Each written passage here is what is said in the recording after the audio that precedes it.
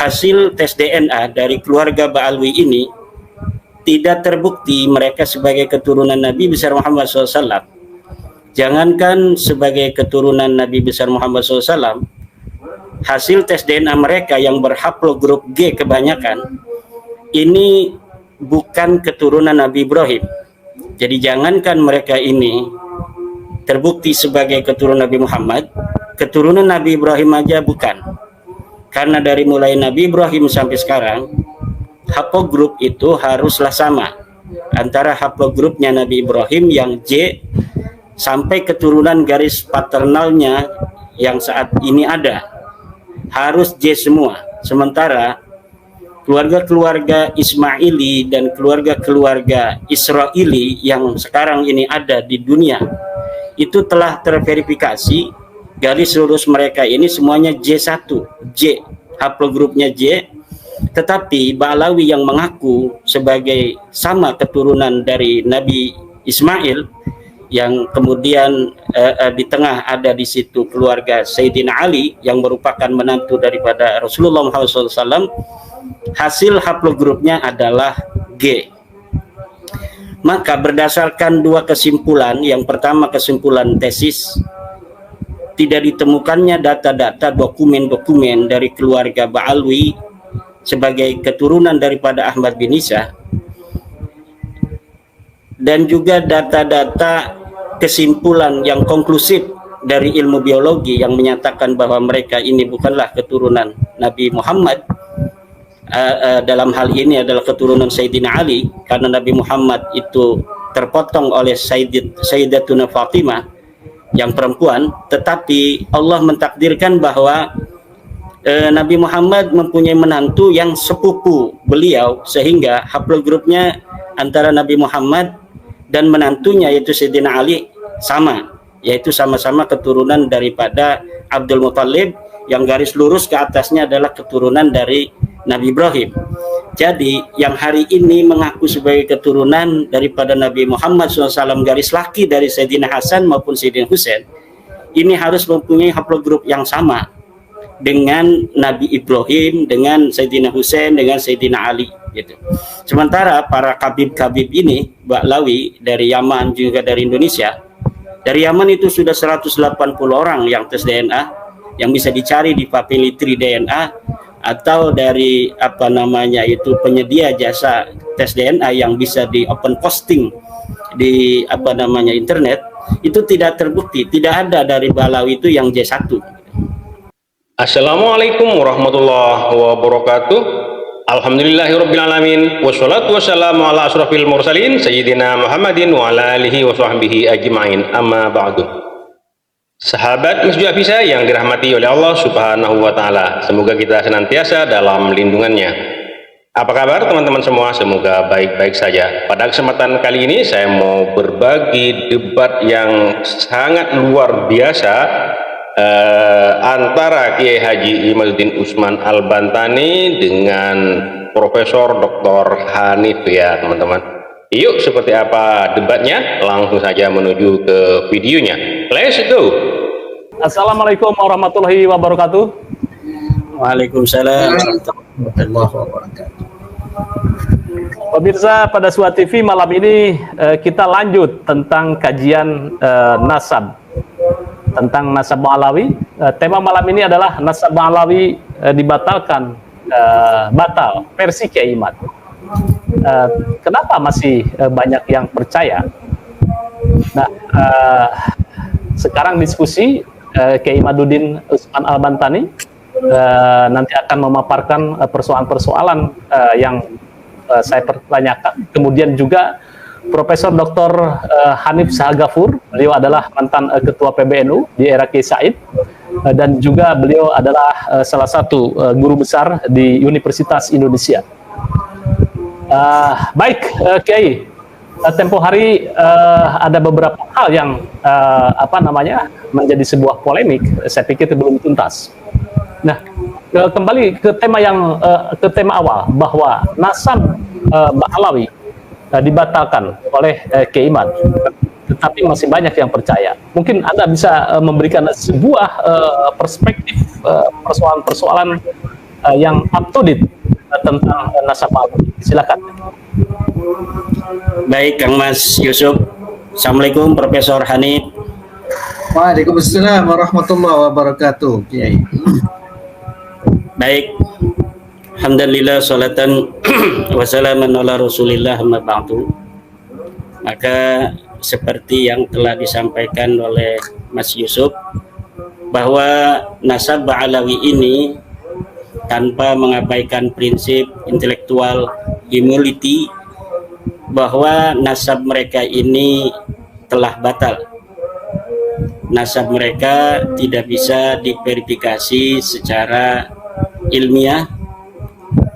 Pengakuan mereka tidak terverifikasi oleh kitab-kitab nasab yang sezaman atau yang mendekati dari masa hidup sosok yang mereka akui sebagai leluhur mereka, yaitu Ahmad bin Isa yang wafat 345 Hijriah, yang menurut mereka beliau mempunyai seorang anak bernama Ubaidillah yang tidak terverifikasi kitab-kitab nasab yang ada di abad ke-5, ke-6, ke-7, ke-8, dan ke-9, bahwa Ubaidillah ini sebagai anak Ahmad.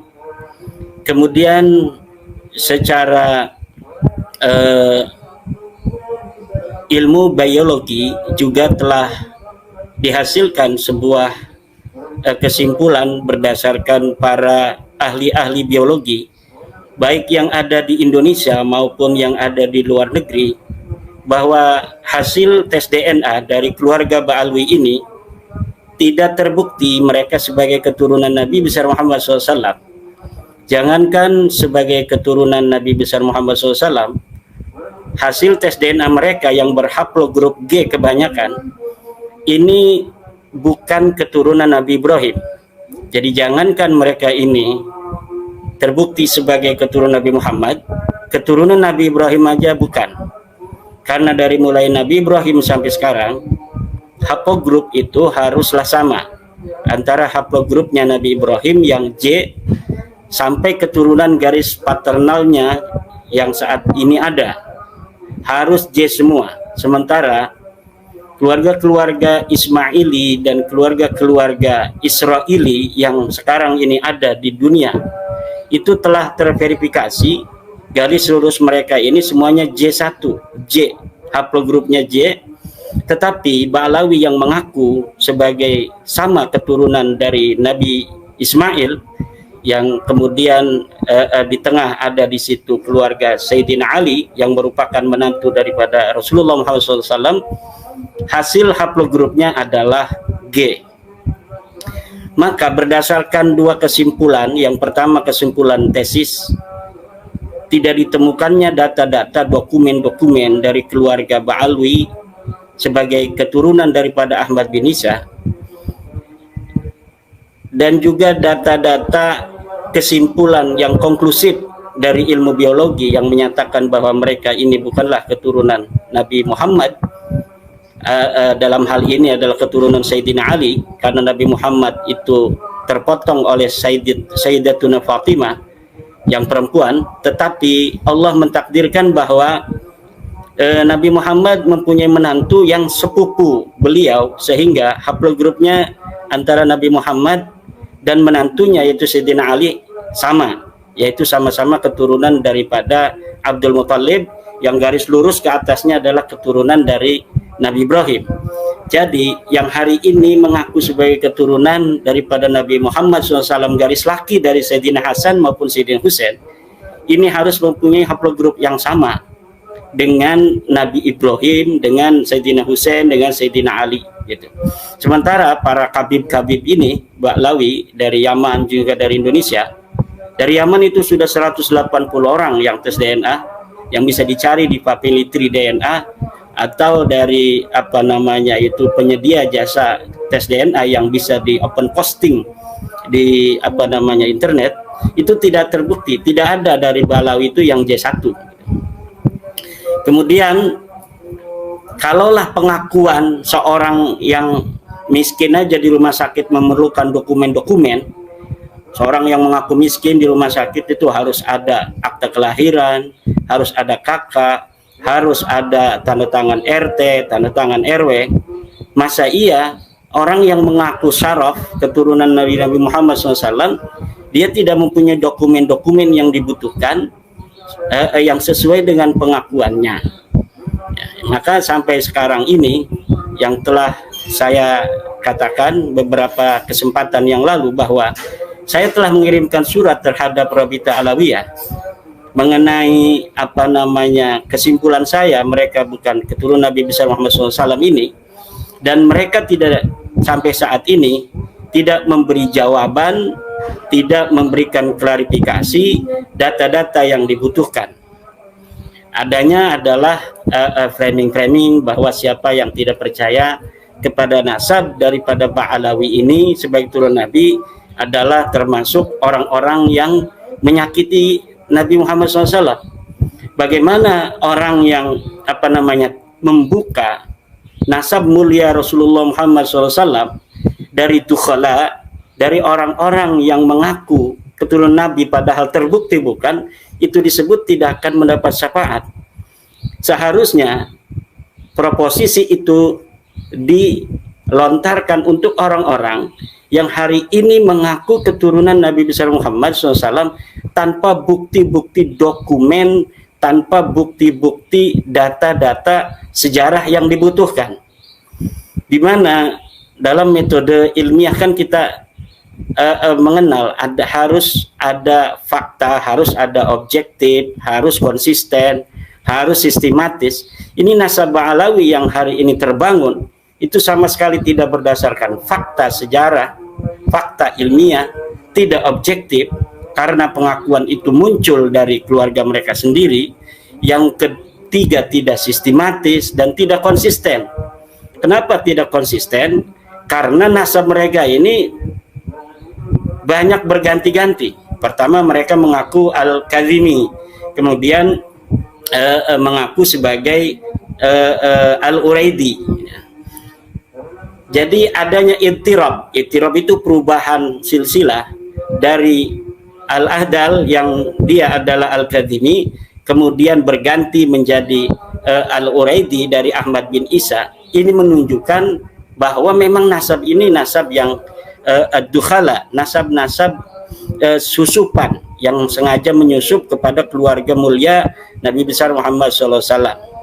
Dan sayangnya banyak dari para ulama-ulama kita ini yang hari ini membaca nasab Ba'alawi itu hanya dari literasi Ba'alawi sendiri. Seperti kemarin Ustadz Abdul Somad yang ceramah dengan Bahar Smith mengatakan bahwa Ahmad bin Isa punya anak Ubaidillah. Itu Ustadz Abdul Somad tidak mengerti apa benar, mana buktinya bahwa Ahmad bin Isa itu mempunyai anak bernama Ubaidillah. Sementara kitab-kitab yang ada di abad yang paling mendekati daripada Ahmad bin Isa tidak menyebutkan Ahmad bin Isa ini mempunyai anak namanya Ubaidillah. Kemudian Ustadz Abdul Somad juga mengatakan bahwa Ahmad bin Isa ini hijrah dari Irak menuju ke Hadramaut, Yaman. Ustadz Abdul Somad tidak tahu bahwa tidak ada satupun kitab-kitab sejarah yang mengatakan bahwa Ahmad bin Isa itu ada di Irak. Tidak ada. Bagaimana seorang yang tidak ada di Irak itu bisa hijrah dari Irak menuju Hadramaut? Dan tidak ada kitab-kitab sejarah yang dekat masanya dengan Ahmad bin Isa mengatakan bahwa Ahmad bin Isa ini hijrah dari Basrah menuju Hadramaut, tidak ada. Jadi keberadaan dia di Irak itu tidak ditemukan data sejarahnya, dan saya mempunyai sebuah saksi dari kitab abad kelima bahwa Ahmad bin Isa itu adanya di kampung Suria di kota Madinah, dan tidak ada satupun yang mengatakan dia berada di Basrah. Kemudian tidak ada satupun kitab-kitab yang ada di zaman Ahmad bin Isa yang mengatakan dia hijrah ke Hadramaut. Jadi orang-orang yang semacam Ustadz Abdul Somad ini banyak yang tidak mengerti ilmu sejarah, yang tidak mengerti ilmu nasab, Kemudian dia hanya membaca di dalam kitab-kitab Ba'alawi tentang nasab-nasab Ba'alawi, yang nasab ini muncul abad ke-9, pengakuannya ini baru muncul abad ke-9, kemudian terbangun dengan begitu kokoh pada abad-abad selanjutnya karena keluarga mereka banyak menulis kitab-kitab. Jadi selain Ali Asakron yang pertama menulis nasab mereka tersambung kepada Rasulullah, itu sebelumnya ada sesudahnya ada misalnya kitab Al-Ghurar, kitab Al-Juz'ul Latif, kemudian kitab Al-Masra'ur Rawi. Jadi pada abad 9, 10, 11 itu banyak keluarga mereka yang menulis kitab. Kebanyakan yang itu hari ini dibaca oleh kiai-kiai kita, ulama-ulama kita, itu kitab-kitab Ba'alawi yang mengatakan bahwa mereka tersambung pada Rasulullah. Sementara ulama-ulama kita, kiai-kiai kita tidak membaca kitab-kitab sebelum abad ke-9 yang sama sekali tidak ada menyatakan keluarga Ba'alawi ini sebagai keturunan Nabi. Jadi pengakuan pada abad 9 itu terbantah oleh fakta-fakta ilmiah yang ada di abad-abad sebelumnya. Dalam teori Bradley misalnya, ya, ada teori konsisten, kebenaran konsistensi, atau disebut juga the consistent theory of truth, itu the consistent theory of truth, bahwa sebuah pernyataan itu bisa dianggap benar apabila pernyataan itu sesuai dengan pernyataan-pernyataan sebelumnya yang dianggap benar. Pernyataan Ba'alawi di abad 9 bahwa mereka turun Nabi itu harus didukung oleh pernyataan-pernyataan abad sebelumnya sampai abad pengakuan itu ditujukan pada sosok historis tertentu yaitu Ahmad bin Isa, itu harus linier dan harus koheren. Sementara nasab Ba'alawi ini tidak linier, tidak terverifikasi dari mulai pengakuan mereka abad 9 oleh kitab-kitab nasab yang sudah ditulis abad-abad sebelumnya banyak sekali. Ada kitab Tahdhibul Ansab di abad ke-5 ditulis, tidak menyebutkan nama Ahmad bin Isa punya anak namanya Ubaid. Kemudian kitab Al-Majdi karya Al-Umari tidak menyebutkan juga Ahmad bin Isa punya anak namanya Ubaid. Kitab Muntaqilatut Talibiyah itu menyebutkan anaknya itu hanya 2. Kemudian kitab dan di situ tidak ada Ubaid. Kemudian kitab abad ke-6 As-Syajarah Al-Mubarakah karangan Imam Al-Fakhrur Razi di karang 597 Hijriah menyatakan dengan tegas bahwa anaknya cuma 3, Muhammad, Ali, dan Husain. Di situ tidak ada anak yang bernama Ubaidillah, tidak ada anak bernama Abdullah, tidak ada anak bernama Ubaid. Ini 3 nama terakhir yang saya sebutkan adalah dianggap oleh Ba'alawi adalah satu orang. Gitu. Nah, kalaulah sudah secara kajian ilmu nasab ini nasab Ba'alawi disconnected, secara ilmu sejarah no signal, kemudian secara ilmu biologi tes DNA mereka mengaku emas ternyata terbukti mereka timah, mereka mengaku apel ternyata terbukti mereka adalah jamblang, lalu berdasar apa kita harus mengakui Ba'alawi ini, Khabib-Khabib ini sebagai keturunan Nabi besar Muhammad SAW? Maka menurut saya hukumnya ini sudah haram orang mengakui mereka sebagai keturunan Nabi. Begitu pula mereka haram mengaku diri mereka sebagai Nabi, keturunan Nabi. Kenapa? Karena mereka tidak bisa untuk membuktikan pengakuan mereka berdasar dokumen-dokumen yang mereka punya. Sampai saat ini mereka tidak berani untuk tes DNA pula. Bolehlah orang-orang yang ada di Yaman yang sudah tes DNA ini tidak berhasil, tapi mungkin saja Ba'alawi yang ada di Indonesia ini kan berhasil, tapi mereka tidak berani. Kenapa tidak berani? Karena mereka sudah meyakini bahwa hasilnya akan sama dengan hasil saudara-saudara mereka yang sudah tes DNA di Yaman. Ya, itu sementara mungkin Kang Mas Yusuf nanti mungkin mendapatkan pandangan-pandangan dari guru kita Profesor Hanif Sahagofur. Terima kasih. Ya, baik.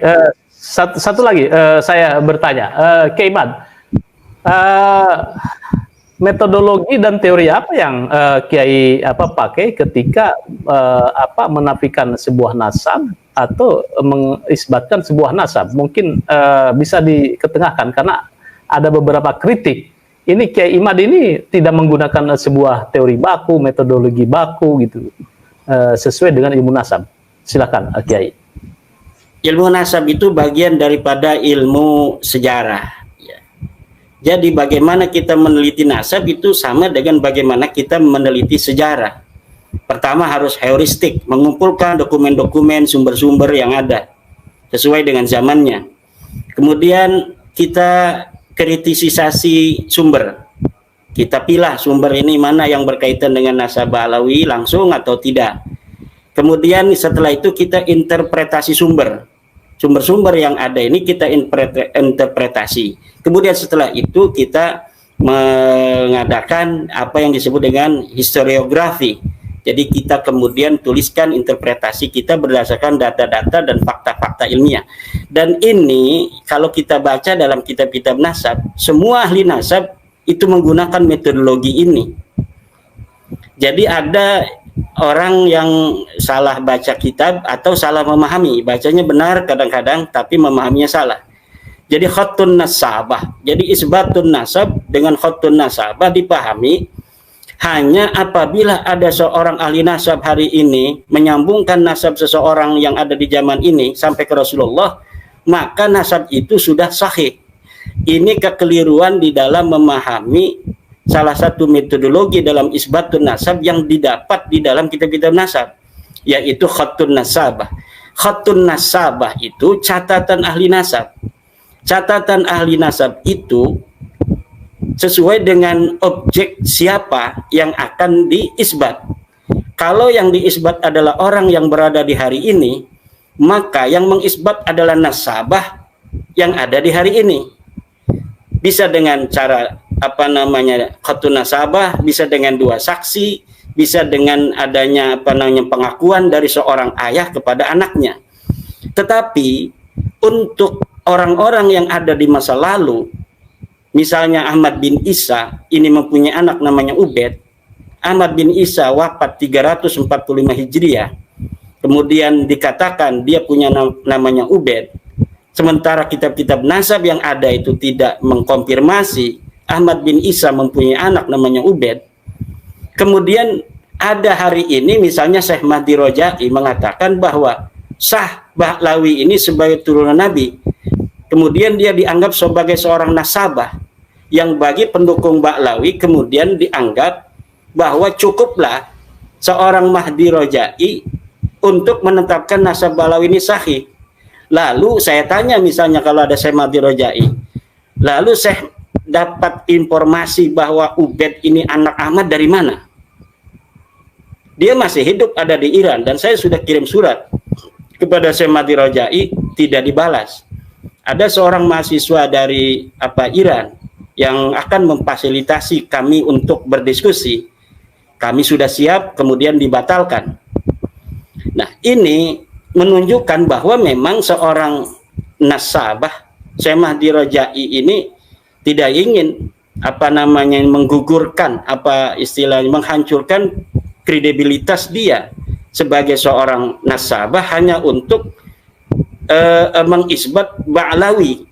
Karena kalau misalnya hanya tulisan itu saja kemudian tidak ada yang mengkonfrontir, tidak ada yang membantah, itu tidak akan berakibat fatal untuk kredensi dia sebagai seorang nasabah.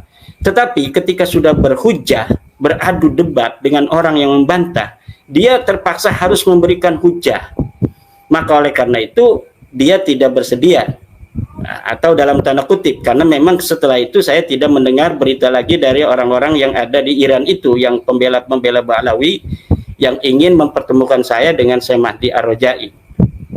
Jadi teori ilmu nasab apabila dipahami benar, maka semuanya itu mengacu kepada bagaimana sebuah sumber menjadi rujukan utama di dalam mengisbat nasab bagi nasab-nasab yang jauh. Kecuali orang yang ada di masa ini, untuk mengisbat nasabnya Itu dengan cara dua orang saksi atau dengan cara pengakuan dari seorang ayah bahwa betul dia itu anak saya. Itu nasab telah terisbat. Tetapi kalau untuk nasab yang jauh ini tidak logis. Dalam kebenaran ilmiah itu, Mas Yusuf, itu ada yang disebut dengan logis dan verifikatif. Sebuah proposisi tidak akan bisa disebut dengan kebenaran ilmiah apabila dia tidak logis dan tidak verifikatif. Masa iya seorang yang ada di abad ke-15 Hijriah hari ini dapat mengisbat Ubaid sebagai anaknya Ahmad bin Isa yang ada 1000 tahun yang lalu tanpa adanya data? Lalu berdasar apa dia mengisbat itu? Apa berdasar ilham, intuisi, mimpi, atau berdasar husnudzon? Nah, tidak bisa. Di dalam ilmiah itu husnudzon itu dalam Islam juga ada yang tidak boleh. Coba kita lihat kitab Raudatul Uqala karangan Abu Hatim Ibnu Hibban, bahwa suudzon itu ada yang wajib, yaitu ketika musuh yang tiba-tiba musuh itu berbuat baik kepada kita, maka kita wajib suudzon pada dia karena biasanya dia ini berbuat jahat. Maka kita tetap berhati-hati. Bahkan ada hadis yang menyatakan ikhtarisu minan nasi bisu'idzan. Jaga dirimu dari kejelekan manusia dengan suudzon. Lah, ini walaupun hadis ini yang diriwayatkan oleh At-Tabarani secara riwayat tidak sahih, tapi secara makna ini sahih. Ya, demikian Kang Mas. Oke, sebentar ya, nanti ke Prof. Hanif. Di sini Syekh Raja'i mengisbat atau mensahkan nasab Ba'alawi, ada sebuah alasan sebagai peneliti dan pentahqiq turos ilmu nasab yang telah meneliti dan menulis di bidang ini selama puluhan tahun. Saya ingin menegaskan bahwa Ba'alawi adalah sadah keturunan Ahmad bin Isa al-Muhajir melalui anaknya yang bernama Abdullah, yang dikenal juga dengan Ubaidillah. Keabsahan nasab Bani Ba'alawi adalah sadah keturunan Ahmad bin Isa al-Muhajir melalui anaknya yang bernama Ubaidillah. Ini sudah sudah masyhur selama berabad-abad. Masalah tidak tertulisnya salah satu anak Ahmad bin Isa yang bernama Abdullah tidak menafikan keberadaannya, dan hal seperti ini adalah suatu hal yang lazim ditemukan atau ditemui di beberapa kitab nasab yang tertulis di masa-masa awal penyusunan kitab-kitab nasab. Terdapat sejumlah faktor yang menyebabkan tidak tertulisnya nama seseorang dalam kitab nasab. Di antaranya adalah situasi sosial politik saat itu atau tidak sampainya informasi nama itu kepada para penulis nasab di zaman tersebut karena jarak yang jauh atau daerah mereka berhijrah. Dalam kasus Abdullah, jelas terlihat bahwa hijrah ke wilayah yang berbeda dengan wilayah para penulis nasab awal yang umumnya berada di Irak maupun Iran, menyebabkan nama beliau tidak sampai ke para penulis nasab. Nah, ini sekitar tahun 2023 ya, beliau mengisbat nasab Ba'alawi. Nah, Kiai, teori tentang mengisbat nasab, kalau tidak salah Syekh Raja'i juga mengatakan bahwa harus ada kitab sejaman. Ini Anda bagaimana ini mengkritisi inkonsistensi atau teori-teori yang disampaikan oleh Said Mahdi? Yang pertama, Syekh Mahdi Raja'i walaupun memang seorang nasabah, seorang ahli nasab, tetapi tidak ada yang menjamin dia tidak akan terproksok dalam menerima berita yang salah.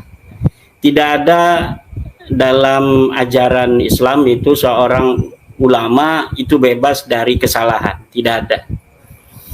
Itu yang pertama. Jadi kemungkinan dia menerima informasi yang salah itu sangat besar. Apalagi setelah kita verifikasi, kita tanya misalnya pada beliau, beliau mengatakan bahwa seorang tidak dicatat itu bukan berarti dia tidak ada.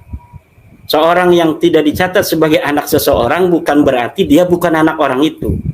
Bisa, itu betul, masuk akal tuh. Tetapi anak lainnya ini ditulis.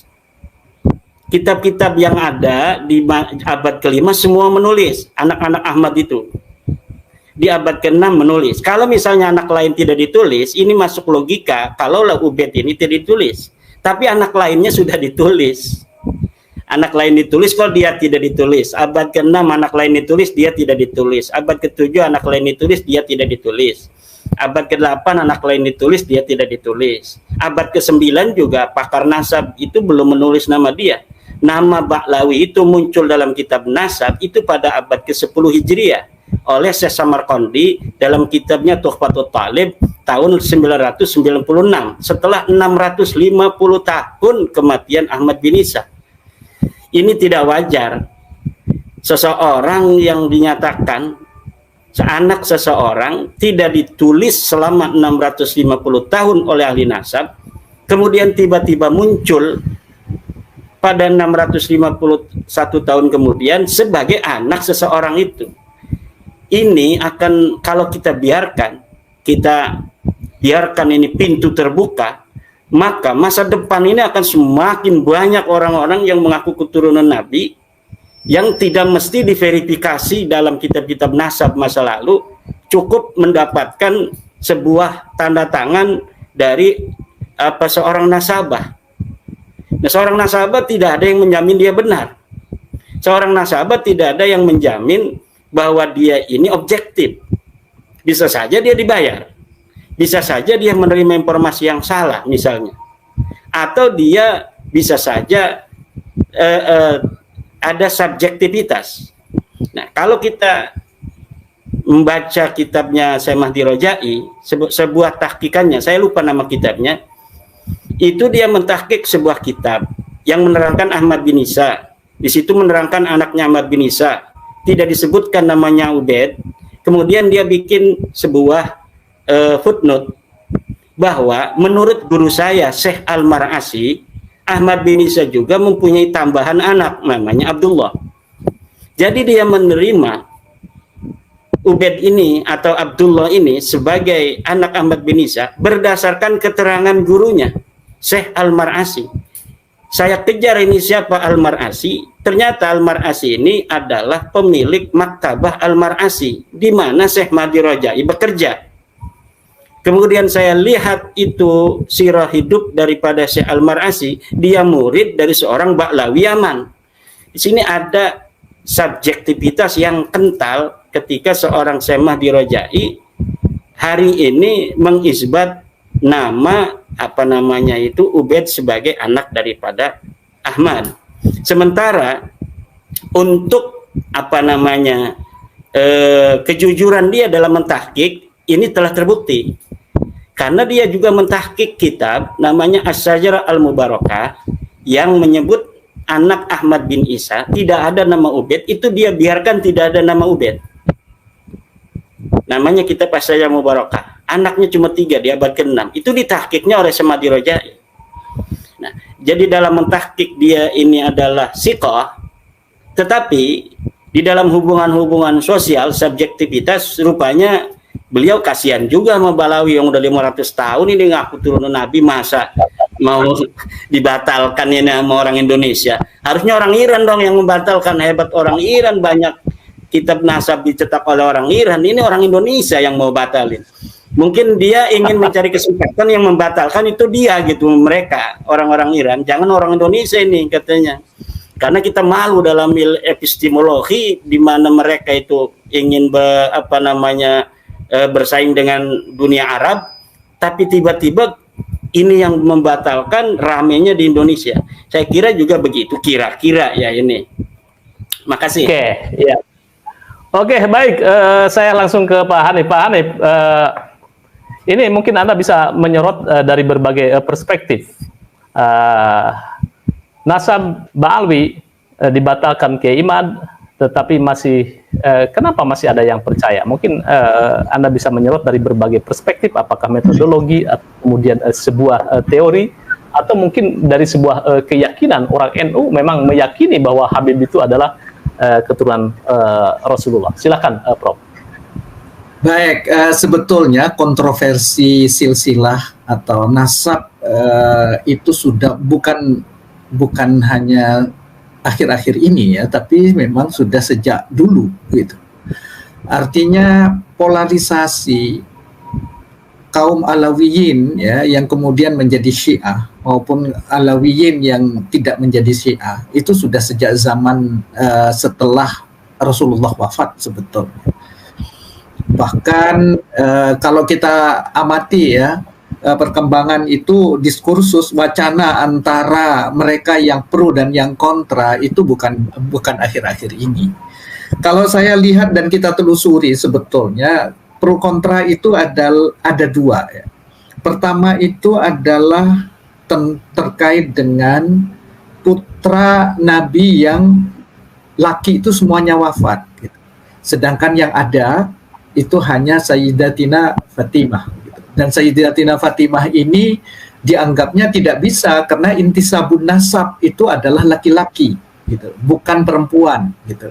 Jadi Rasulullah itu sudah terputus keturunannya karena intisabun nasab itu adalah hanya putra lakinya yang bisa nasabnya itu sambung kepada Rasulullah. Jadi perempuan itu dianggapnya intisabun nasabnya tidak kepada Rasulullah. Tapi akhirnya dipatahkan dengan adanya hadis yang menyatakan bahwa tidak ada intisabun nasab, bahwa perempuan itu kalau itu keturunan Nabi Muhammad itu adalah intisabun nasabnya tetap bisa kepada Rasulullah gitu.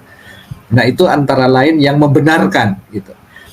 Nah, tapi dalam hal ini sebetulnya ada kontroversi lagi. Kalau yang disampaikan Kiai Imad itu adalah pada umumnya Al-Husaini gitu. Bagaimana dengan Al-Hasani? Nah, Al-Hasani ini banyak persebarannya itu ke kawasan Afrika Utara. Berbeda dengan Al-Husaini yang memang persebarannya ada di Irak, ada di Iran, dan ada yang di Yaman gitu. Nah, ini antara lain jalur keturunan-keturunan Nabi itu yang ke Yaman inilah yang kemudian banyak di hijrah ya, berimigrasi ke Indonesia gitu. Nah, inilah yang kemudian kalau yang terakhir ini ya, Al-Husaini itu yang kemudian menjadi kata kunci kontroversinya itu adalah dari Ubaidillah bin Ahmad bin Isa gitu ya. Nah, itu yang menjadi kata kunci kontroversi itu gitu. Nah, dari kata kunci kontroversi ini sebetulnya lebih awal dari apa yang disampaikan Kiai Imad itu adalah wacana terkait dengan ada nggak putranya Ahmad itu yang namanya Ubaidillah gitu. Nah, di sini kadang-kadang perbedaan antara ulama yang satu dengan ulama yang lain. Tapi yang terbesar yang itu adalah masyhur mutharid ya.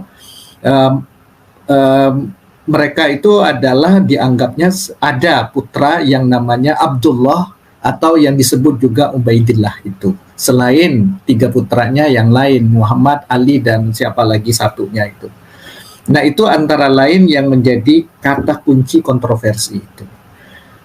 Tapi jadi ada dua kontroversi itu, ya, kontroversi yang melihat sejak zaman Nabi terkait dengan Sayyidatina Fatimah yang di mana tradisi orang Arab itu intisabun nasabnya adalah dari pihak laki gitu, bukan perempuan. Kemudian intisabun nasab juga terkait dengan Ubaidillah yang sebagian orang mengakui dan sebagian yang terbesar itu adalah mengakui sebetulnya yang terbanyak itu. Artinya mereka menjalani, mereka mengawal, mereka menulis silsilah itu, dan inilah yang kemudian ulama-ulama besar di Yaman dan yang di Indonesia juga itu mencatat itu. Dan sebagian besar memang mencatat itu gitu.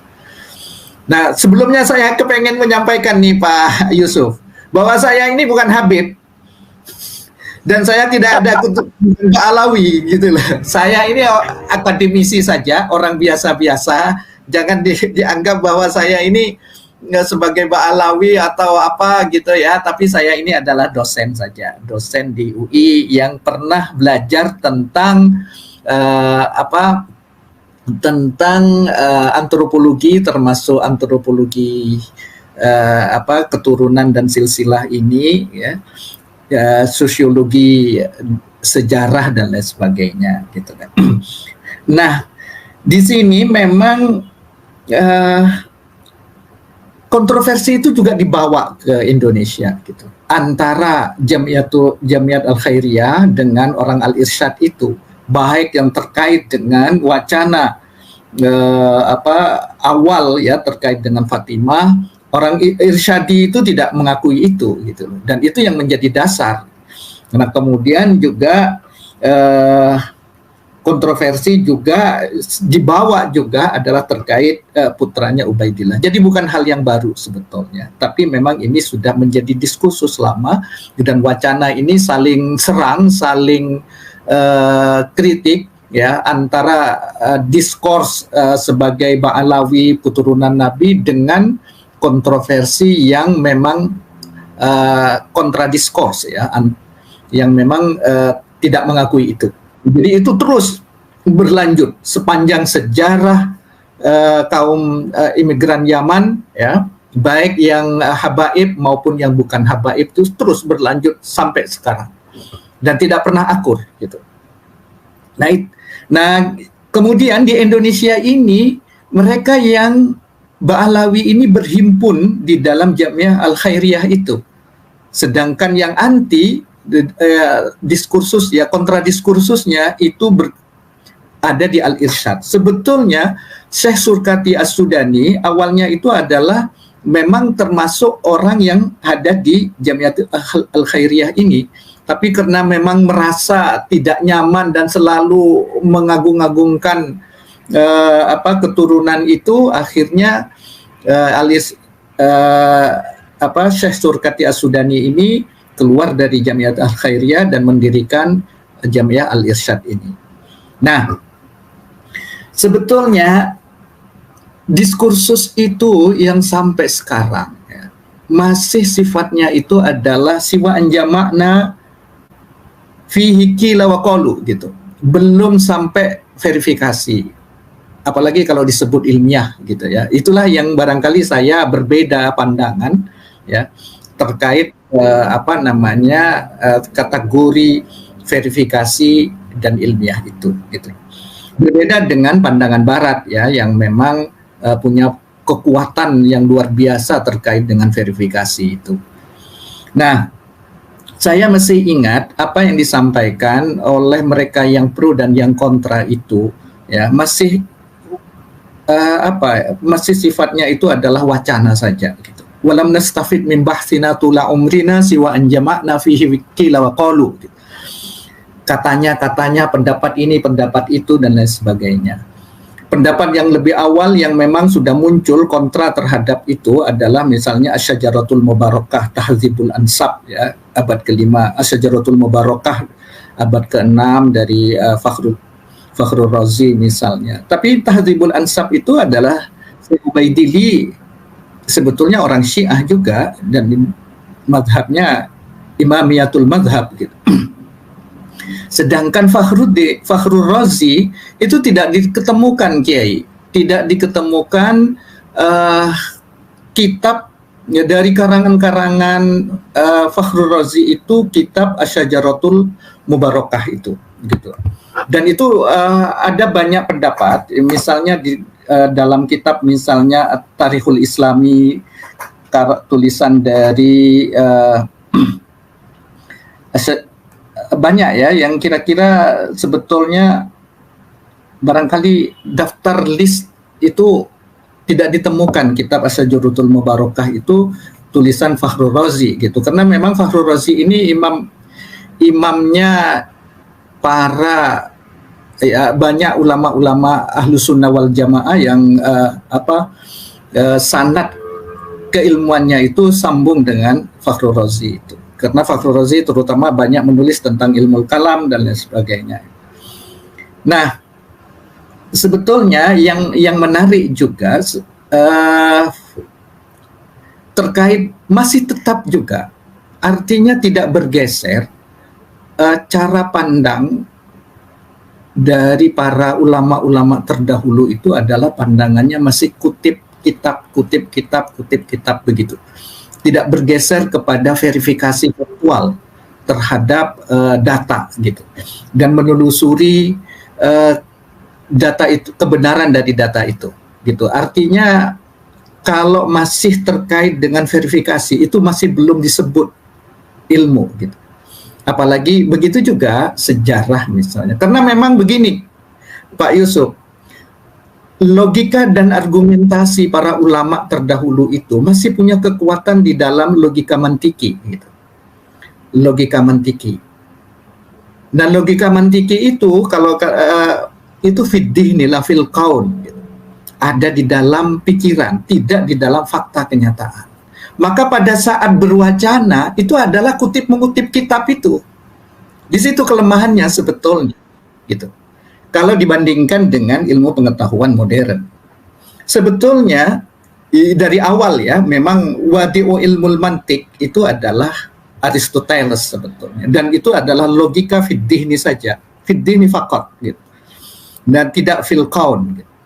Nah, sebetulnya itu dikritik oleh Imam Syafi'i. Imam Syafi'i dalam Ar-Risalah itu sudah menyodorkan sebuah metodologi yang namanya istiqra'i itu. Ya, nah istiqra'i inilah yang tepat dan sesuai dengan karakteristik ilmu pengetahuan modern, gitu. Dan tapi itu tidak dipakai oleh ulama-ulama, terutama mutakallimin, gitu, istiqra'i-nya itu. Kenapa? Terpukau dengan bahwa man la ya'rifu bil mantiq la yusaku bi ilmihi, gitu. Orang yang tidak mengerti ilmu logika Aristotelian itu tidak bisa dipercaya ilmunya. Begitulah Imam Ghazali di dalam kitab Mi'yarul Ulum itu. Nah, tapi Imam Syafi'i ini punya pandangan yang berbeda dengan Al-Ghazali itu. Tidak, yang perlu dilogikakan itu adalah yang ada di dalam fakta lapangan itu, gitu. Bil istiqra, gitu. At-turukul istiqra'i itu. Bukan dengan metode pikiran yang hanya fiddihni faqat gitu loh. Seperti ulama-ulama mutakallimin itu. Cara pandang ulama fuqaha itu melihat kasus, melihat fakta lapangan gitu. Bahkan Syarah Fathul Qorib itu juga mengatakan bahwa hadza bistiqra'i imamina Syafi'i gitu. Ini adalah istiqra' dari Imam Syafi'i terkait dengan haid misalnya. Itu Imam Syafi'i memverifikasi langsung bahwa bagaimana sih haid itu, bagaimana sih, itu faktual gitu loh, cara pandang mereka. Makanya ulama fikih itu lebih kuat dalam melogikan fakta lapangan ketimbang melogikan dalam pikiran gitu. Nah, metode yang dipakai oleh para ulama dengan cara kutip mengutip sana sini, kitab sana dan lain sebagainya itu sebetulnya tidak bisa dibenarkan secara ilmu pengetahuan gitu. Kenapa tidak bisa dibenarkan? Ya harus diverifikasi dulu untuk bisa menjadi kebenaran faktual. Kalau tidak bisa diverifikasi, kutipan-kutipan itu tidak bisa dibenarkan. Nah, kalau itu menjadi dasar, maka sebetulnya sama-sama ada kelemahan baik yang pro maupun yang kontra. Yang pro misalnya memang lebih masyhur, lebih dia menjalani kehidupan itu sendiri. Silsilah nasab itu menjadi bagian hidup mereka, bahkan mereka mengawalnya gitu ya. Tapi kritik-kritik ini juga sifatnya spontan, ada di luar kelompok itu gitu. Baik kritik yang terdahulu maupun yang akhir-akhir ini, itu kritiknya adalah sifatnya sama ya, misalnya Tahdhibul Ansab dan lain sebagainya, kitab-kitab yang disebut oleh Kiai Imad. Itu ya kritiknya adalah memang mereka adalah pada umumnya adalah orang yang di luar itu gitu. Tapi yang masyhur, maka kemudian karena memang yang dari Yaman ini banyak yang Sunni ya, tapi juga ada yang Syiah juga. Para habaib itu juga ada yang Ahlus Sunnah wal Jamaah, tapi ada yang Syiah juga, tapi Syiahnya memang dekat antara dengan yang Sunni gitu ya. Karena Syiah mereka itu adalah Zaidi sebetulnya. Nah, Zaidi ini berbeda dengan Syiah yang ada di Iran itu.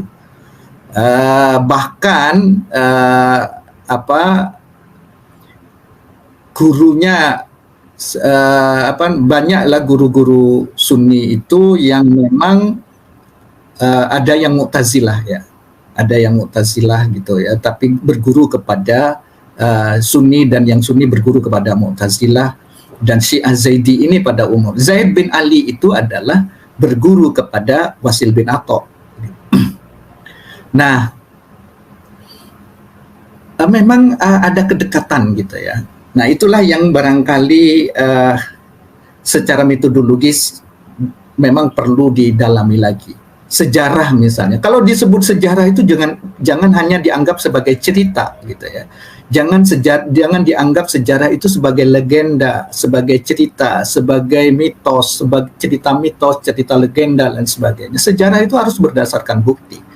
Makanya setelah Imam Syafi'i menyodorkan metode istiqra'i itu dilanjutkan gitu oleh siapa? Oleh Ibnu Taimiyah. Ibnu Taimiyah secara khusus menulis kitab metodologi ya. Metodologi yang itu adalah sangat terkait dengan ilmu pengetahuan modern. Namanya Ar-Raddu 'alal Mantiqiyyin. Ya. Ar-Raddu 'alal Mantiqiyyin inilah alasannya mengapa harus ditolak, karena mantiki itu adalah fiddihni faqat, tidak fil qaul gitu. Bahkan oleh ini dianggapnya menghalangi orang untuk memahami fakta senyatanya gitu. Nah, itulah yang kemudian fil qaul inilah yang kemudian dari Imam Syafi'i diteruskan oleh Ibnu Taimiyah, diteruskan lagi oleh Ibnu Khaldun. Ibnu Khaldun juga dengan tegas mengatakan bahwa sejarah itu bukan sekedar cerita gitu. Nah, di sini kelemahan umat Islam itu adalah karena tidak ada penerusnya dari metodologi ini gitu loh. Metodologi ini tidak berkembang di dalam dunia Islam. Dari situlah kemudian diambil oleh orang Barat. Orang Baratlah yang mengembangkan bagaimana memperkuat logika itu bukan di kepala saja, tapi di fil qaul gitu. Argumentasi itu fil qaul gitu, bukan fiddihni gitu. Nah, itulah yang diteruskan oleh Francis Bacon, David Hume, George Berkeley, Thomas Hobbes dan lain sebagainya, ahli ilmu sosial yang memang lebih melihat fakta, verifikasi fakta lapangan. Oke, itu barangkali metode yang memang harus dikembangkan untuk memahami silsilah, ya, memahami sejarah, jangan hanya sekedar kutip kitab begitu saja, begitu. Terima kasih. Oke. Baik, Prof, begini, ada fakta bahwa tidak ada kitab atau catatan yang mengatakan bahwa Ahmad bin Isa itu hijrah ke Yaman. Kemudian yang kedua, fakta bahwa makamnya Ahmad bin Isa yang dibangun di Yaman itu baru dibuat itu abad 9. Sementara Ahmad bin Isa itu hidup di abad ketiga. Nah, ini bagaimana bahwa fakta ini memang dituliskan oleh mungkin Kiai Imad nanti bisa memberikan sebuah penjelasan. Ini dituliskan di dalam salah satu kitab yang menerangkan itu oleh penulis Balawi. Ini bagaimana, Prof? Ini kan fakta-fakta yang ada di Yaman itu seperti itu. Begini, sebetulnya terkait dengan kuburan maupun cerita di sekitar Ahmad bin Isa dan termasuk juga Ubaidillah bin Ahmad ya. Itu memang ada banyak cerita yang itu dibukukan dalam buku yang kemudian banyak dikutip oleh kaum Alawi ya, kaum Alawiyin. Itu ada banyak kitab ya, saya tidak hafal ya. Tapi kitab-kitab itulah yang menjadi dasar dan rujukan silsilah yang kemudian silsilah nasab-nasab di antara mereka gitu. Tapi bagaimana dalam pandangan ilmu pengetahuan? Pandangan ilmu pengetahuan sama, tetap harus diverifikasi gitu loh. Itulah review yang dilakukan dalam ilmu pengetahuan modern itu, review literatur itu penting gitu loh. Jangan kemudian literatur itu diterima begitu saja gitu, tapi juga harus ulang gitu. Nah, itulah yang barangkali harus menjadi konsistensi dari metodologi ilmu pengetahuan, termasuk metodologi untuk memverifikasi faktual terkait dengan nasab itu, termasuk cerita-cerita sejarah terkait dengan kuburan, terkait dengan cerita-cerita sekitar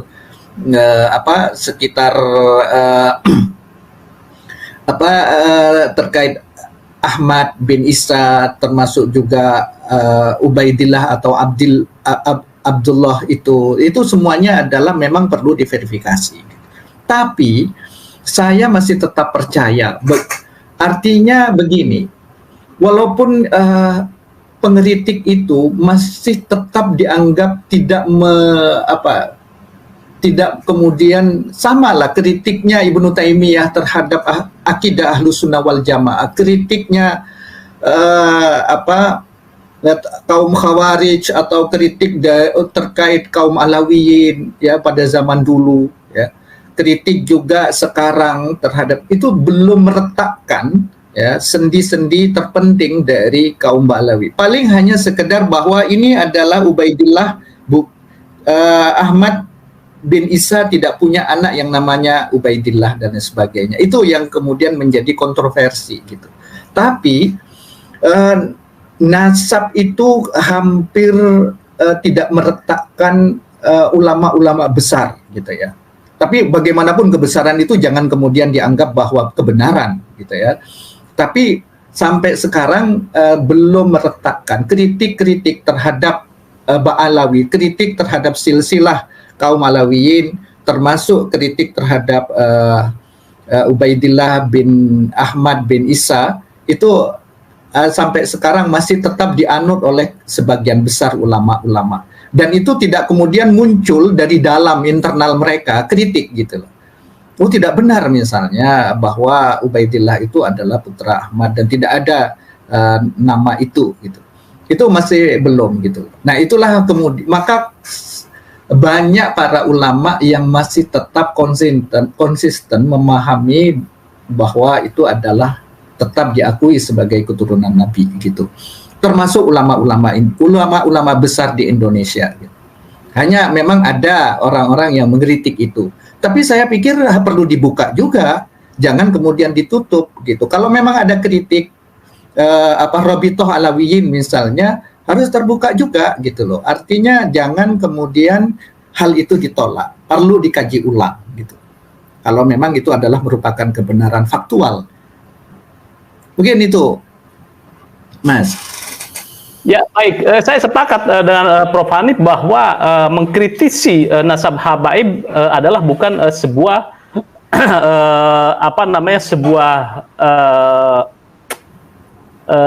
sebuah ketidaksantunan atau katakan mendobrak sebuah kepercayaan atau kesakralan. Jadi dalam konsep ilmiah mungkin tadi saya garis bawahi bahwa nasab Alawi ini untuk dikritisi pun harus terbuka, itu ya, harus sama-sama katakan diinvestigasi lah sekarang itu dengan metodologi ilmiah seperti tadi tes DNA dan sebagainya. Kira-kira begitu ya, Prof ya? Ya. Terkait dengan tes DNA itu begini, sebetulnya kita tidak bisa hanya menyatakan mereka telah melakukan sejumlah tes DNA dengan jumlah orang yang sudah dites DNA dan ternyata tidak terbukti dan lain sebagainya. Itu juga harus dibuktikan gitu loh. Artinya ada sertifikatnya gitu. Misalnya ada alat bukti yang sah dan meyakinkan bahwa memang terjadi. Misalnya. Jangan hanya sekedar qila wa qalu gitu loh.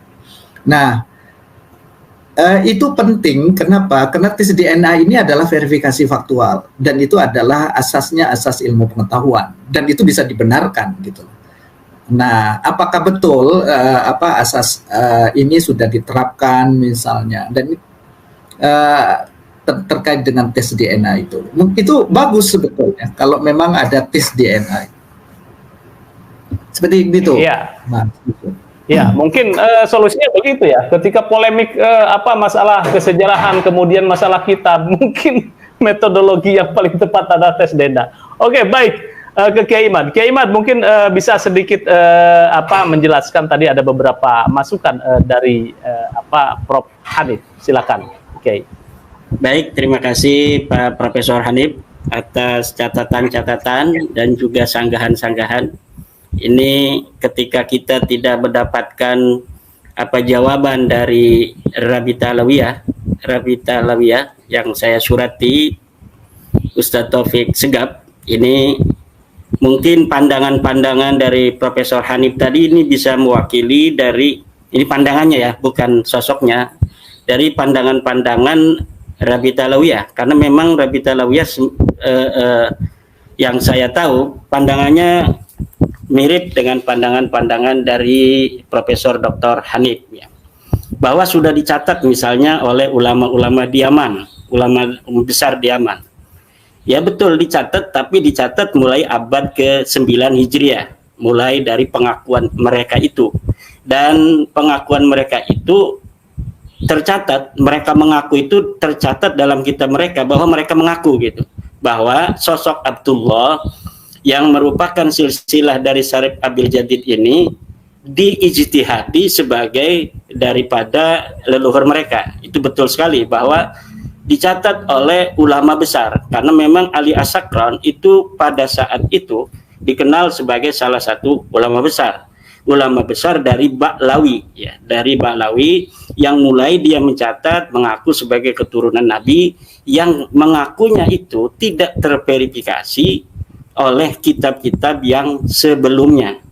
Ini dalam teori truth tadi, teori di dalam bagaimana kita mencari kebenaran konsistensi itu tidak ada. Nah, ketika konsistensi kebenaran sebuah pernyataan di abad ke-9 itu tidak bisa diverifikasi oleh kebenaran pernyataan-pernyataan sebelumnya yang dengan benar, maka apa yang telah diaku pada abad 9 ini gugur secara ilmiah. Dan tidak bisa kemudian kita mengatakan bahwa nasab mereka ini diakui sebagian besar oleh ulama-ulama. Hari ini di Yaman itu, Mufti Yaman sudah tidak mengakui. Mufti Yaman yang sekarang berkuasa di Yaman, Al-Hausi, mempunyai seorang mufti namanya Syekh Syarafuddin Samsuddin. Dia sudah membuat sebuah rilis fatwa bahwa 21 marga tidaklah terbukti sebagai keturunan Nabi. Salah satunya adalah Ba'alwi yang menurunkan kabib-kabib yang ada di Indonesia ini. Kemudian seorang doktor ahli DNA di Yaman, Dr. Abdullah As-Suaibi, telah membuat rilis pula yang bisa diakses di internet bahwa hasil daripada DNA orang-orang Ba'lawi ini tidak terbukti sebagai keturunan Nabi. Kemudian seorang ahli hadis dari Yaman, Syekh Muqbil bin Hadi Al-Wada'i, juga mengatakan bahwa Ba'lawi, Al-Ahdal dan Al-Qudaimi tidak terbukti sebagai keturunan Nabi besar Muhammad sallallahu alaihi wasallam. Ini adalah abna'u jaldatihim, anak-anak Yaman sendiri, putra-putra Yaman yang memberi kesaksian akan batalnya nasab Ba'lawi. Mereka terdestinasi di wilayah Tarim, itu di situ konsentrasi daripada orang-orang Ba'lawi. Mereka diakui di situ karena memang sebagian besar keluarga mereka, tapi di luar itu mereka tidak diakui sebagai keturunan daripada Rasulullah Muhammad sallallahu alaihi wasallam. Kenapa di Indonesia ya, misalnya tadi ada narasi dari profesor bahwa ulama-ulama besar di Indonesia mengakui nasab Ba'lawi. Ini tidak ada satupun dari ulama-ulama besar ya, dalam tanda kutip, yang ada ibaroh, ada proposisi di kitab mereka yang mengakui secara tegas bahwa Ba'lawi ini keturunan daripada Nabi besar Muhammad SAW, kecuali dari keluarga mereka, semacam dalam Rodatul Ikhwannya siapa namanya, Syekh Salim bin Jindan, itu dia mencatat, dia menulis kitab tentang silsilah mereka, yang di dalam kitab itu pula pertama kali Wali Songo dibalawikan oleh Syekh Salim bin Jindan itu. Kemudian katanya Syekh Asnawi Syekh Nawawi Tenara mengisbat Ba'lawi gitu. Itu tidak ada Syekh Nawawi Tenara mengisbat Ba'lawi sebagai keturunan Nabi Muhammad. Syekh Nawawi di dalam kitab Uqudul Ujain itu sedang mendefinisikan istilah-istilah orang yang mengaku sebagai keturunan daripada Rasulullah, bahwa di antara orang-orang yang mengaku sebagai keturunan Nabi itu ada yang bergelar Syarif, ada yang bergelar sebagai Sayyid, ada yang bergelar Habib. Itu yang mengaku, bukan sebagai orang-orang yang secara faktual, secara objektif diteliti oleh Syekh Nawawi sebagai keturunan Nabi. Jadi hanya ikhbar. Itu dalam teori korespondensi kan itu ada, bahwa dalam metodologi kita mencari kebenaran korespondensi, bahwa apa yang telah hari ini nampak sesuai dengan apa kenyataannya itu bisa dianggap sebagai tidaklah berdusta orang mencatatnya. Misalnya ada seorang anak angkat namanya Yanto, dia ini mempunyai ayah angkat Subroto. Kita tahunya bahwa Yanto ini punya ayahnya adalah Subroto, maka kita catat bahwa Yanto bin Subroto ini tidak melanggar etika kebenaran, karena memang kenyataannya yang kita tahu bahwa Subroto itu adalah ayah daripada Yanto. Tidak ada ilmu kita, pengetahuan kita sementara yang mengatakan atau yang meyakinkan kita bahwa dia hanya anak angkat dari Subroto. Nah, Syekh Nawawi itu mencatat seperti itu, bahwa orang-orang yang mengaku turunan Nabi bergelar Sayyid, Syarif, dan Habib. Tidak itu bisa dikatakan sebagai mengisbat daripada nasab Ba'lawi gitu. Kemudian juga As-Syajarah Mubarakah. Kata Profesor Hanif, As-Syajarah Mubarakah itu diragukan sebagai tulisan daripada Imam Fakhruddin Ar-Razi, karena di dalam beberapa nama rilis daripada kitab-kitab karangan daripada Syekh atau Imam Fakhruddin Ar-Razi itu tidak ada kitab As-Syajarah Al-Mubarakah. Inilah sebenarnya kaidah yang harus digunakan. Tidak disebutkan itu bukan berarti tidak ada. Karena kemudian dapat ditemukan sebuah manuskrip yang berangka tua 800 Hijriah yang menyatakan bahwa kitab ini milik daripada Fakhruddin Ar-Razi. Kenapa di abad-abad ke-9, ke-10 tidak dicatat Syajarah Mubarakah sebagai karya Imam Fakhruddin Ar-Razi? Karena kitab itu memang tidak ditemukan, karena kitab nasab itu jarang ada yang mengaji, jarang ada yang memiliki.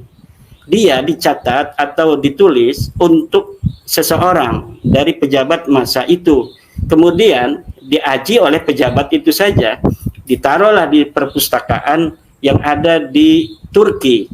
Kemudian abad ke-14 atau ke-15 kemarin baru ditemukan. Jadi wajar kitab As-Syajarah Mubarakah karya daripada Imam Fakhruddin Ar-Razi ini tidak dicatat dalam kitab Tarajim dan Ma'ajim yang ada di rentang waktu di mana kitab ini belum ditemukan, karena kemudian bisa ditemukan. Apa bukti utama bahwa As-Syajarah Mubarakah adalah karangan dari Imam Fakhruddin Ar-Razi? Adalah catatan yang ada di dalam kitab itu sendiri. Yang di dalam kitab itu sendiri yang berangkat tahun 800 Hijriah itu disebutkan di akhirnya bahwa kitab ini adalah kitab As-Syajarah Al-Mubarakah yang menerangkan tentang nasab-nasab turunan Nabi yang ditulis oleh Imam Fakhruddin Ar-Razi. Nah, kemudian kita lihat hari ini teori korespondensi daripada mencari kebenaran, seluruh ahli nasab di dunia itu menggunakan kitab As-Syajarah Mubarakah sebagai rujukan. Jadi mereka termasuk dalam kolom keluarga Ba'lawi sendiri ini menggunakan rujukan As-Syajarah Mubarakah. Dan juga keluarga-keluarga yang mengaku keturunan Nabi yang mempunyai nakabah-nakabah di dunia, kita bisa lihat dalam kitab-kitab nasab itu bahwa di antara rujukan mereka yang paling muktabar adalah kitab karangan Imam Fakhruddin Ar-Razi yang disebut dengan kitab As-Syajarah Al-Mubarakah. Jadi keraguan tentang As-Syajarah Mubarakah sebagai karangan dari Imam Fakhruddin Ar-Razi itu terbantahkan oleh kalimat yang ada di dalam kitab manuskrip yang ditemukan itu sendiri. Yang kedua, yang menemukan ini adalah seorang pembela Ba'lawi. Yang menemukan ini, yang mentahqiq adalah Syekh Mahdi Rajai sendiri. Harusnya dia itu mencoret atau menambahkan nama Abdullah sebagai bagian daripada nama anak daripada Ahmad bin Isa. Tapi saya katakan bahwa Samanti Rojai ini, walaupun di dalam pengisbatan dia itu subjektif, tetapi dalam pentahkikan dia itu jujur. Beda dengan pentahkik dari keluarga Ba'lawi sendiri, semacam Abdullah bin Muhammad Al-Habsyi. Abdullah Muhammad Al-Habsyi hari ini masih hidup. Kita mengatakan bahwa dia dalam mentahkik kitab-kitab ulama yang dia temukan itu ada interpolasi. Bahkan dia itu membuat sebuah kitab dengan sosok tertentu sebagai karangan dari Ba'lawi, tapi sosok ini tidak ada sama sekali pada zamannya. Tidak diakui keberadaan sosoknya sebagai historis, yaitu Syekh Sambal. Syekh Sambal dikatakan menulis kitab pada abad ke-10 Hijriah, Tarikh Hadramaut. Tetapi ulama-ulama tidak ada yang mengenal nama Syekh Sambal ini sebagai sosok yang pernah hidup di abad ke-10. Dan para peneliti kemudian telah menemukan bahwa yang ditahqiq oleh Abdullah Al-Habsyi sebagai kitab karangan Syekh Sambal Ba'lawi ini Syekh Sambal ini disebutkan keluarga Ba'lawi, adalah kitab Ibnu Hasan yang kemudian ditahqiq kembali oleh Abdullah Al-Habsyi. Jadi setelah dia itu mencetak kitab Syekh Sambal yang sebenarnya itu adalah kitab Tarikh Ibnu Hisan atau Ibnu Hasan, dia taruh nama Syekh Sambal. Kemudian karena ada kritikan dari ulama-ulama lain, kemudian kitab itu dia taruh nama aslinya Ibnu Hasan. Nah, ini yang sering saya dapatkan dari kitab-kitab tahqiqan dari Abdullah Habsyi yang hari ini masih hidup. Kalau misalnya beliau hari ini tidak menerima daripada segala proposisi dan narasi-narasi saya tentang bahwa dia menginterpolasi daripada kitab-kitab ulama, maka saya bersedia untuk berdiskusi dengan beliau. Apa yang menjadi motivasi saudara? Kan saya katakan demikian.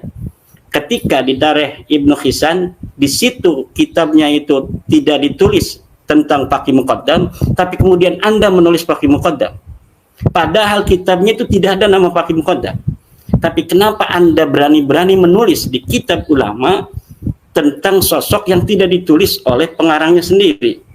Nah, ini saya katakan bahwa kullu riwayatin an nasabin wa tarikhi Ba'lawi muttaham bil kadzib.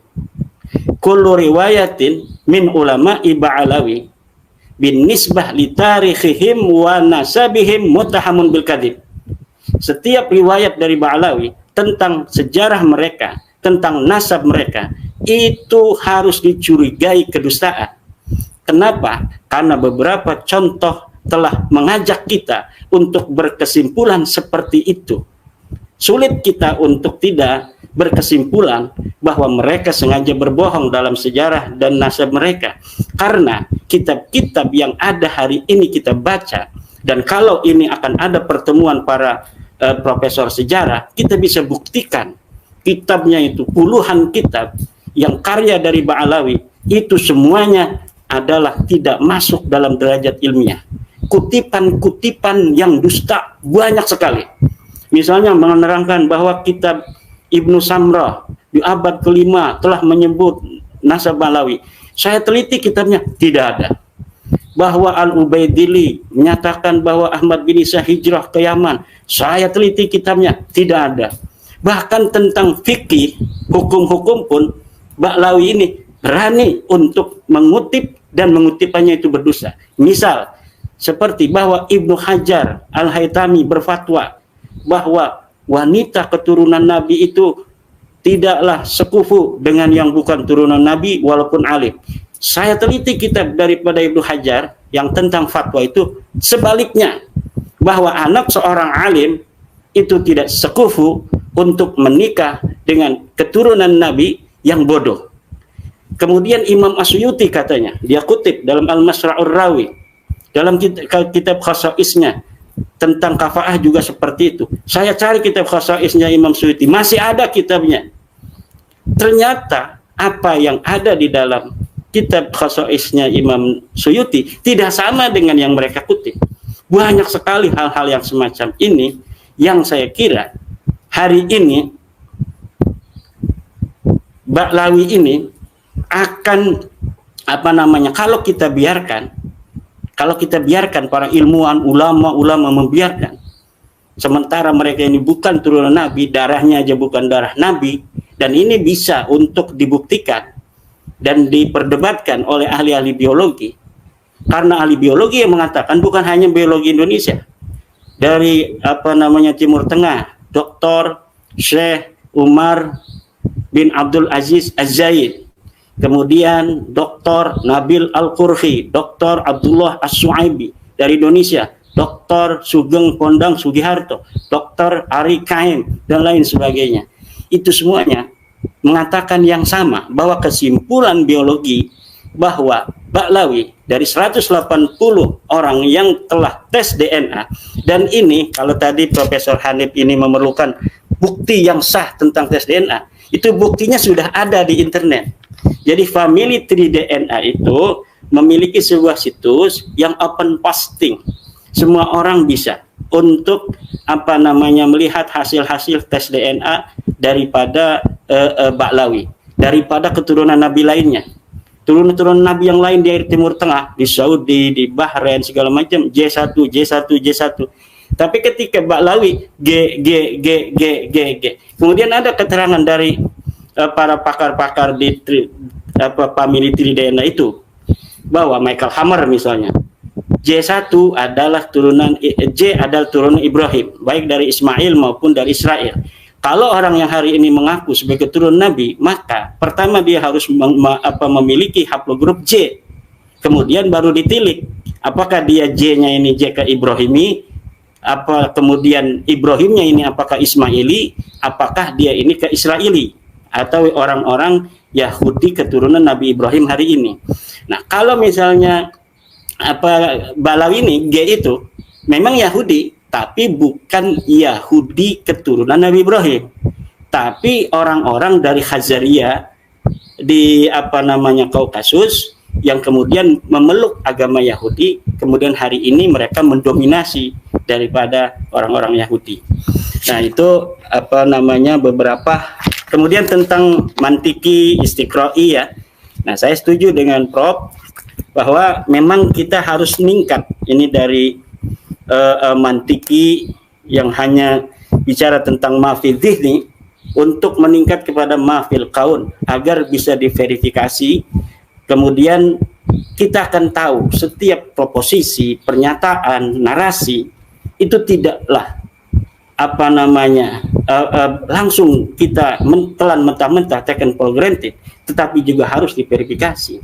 Ketika seorang mengatakan bahwa saya kemarin habis dari Jakarta dalam acara misalnya makan bersama Presiden Jokowi, buka bersama Presiden Jokowi, kalau misalnya dia itu ngomong di kampungnya dengan teorinya Ba'lawi, ini harus dipercaya karena itu adalah sebuah kalimat, sebuah pernyataan. Apakah dia benar telah buka bersama Pak Presiden Jokowi atau tidak, itu tidak penting verifikasinya. Yang penting pernyataannya dan siapa yang mengatakannya. Kebetulan yang mengatakan seorang kiai, apalagi misalnya profesor, doktor, kiai haji mengatakan saya kemarin bertemu Jokowi, ternyata bohong. Kenapa? Karena tidak diverifikasi. Tapi kalau misalnya setiap pernyataan diverifikasi, buktinya mana Pak Kiai? Oh, ini buktinya foto saya dengan Pak Jokowi. Ini di mejanya ada Pak Prabowo. Di sini ada Airlangga Hartarto. Ya, dari PKB nggak ada yang datang misalnya. Karena kemarin waktu itu tidak diundang dalam buka bersama, atau dari PDI, PKB tidak hadir. Nah, ini berarti kalau ada bukti-bukti sejaman itu, baru itu sebuah narasi proposisi, itu dapat dikatakan itu sebuah kebenaran.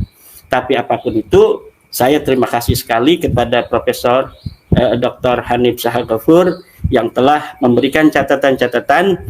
Tetapi yang saya tangkap daripada Profesor Hanif Shahal Ghafoor, sebenarnya beliau juga ingin membuktikan, betul tidak, apa sih data yang dipunyai, dokumen apa dari Ba'lawi ini tentang kesahihan asal mereka.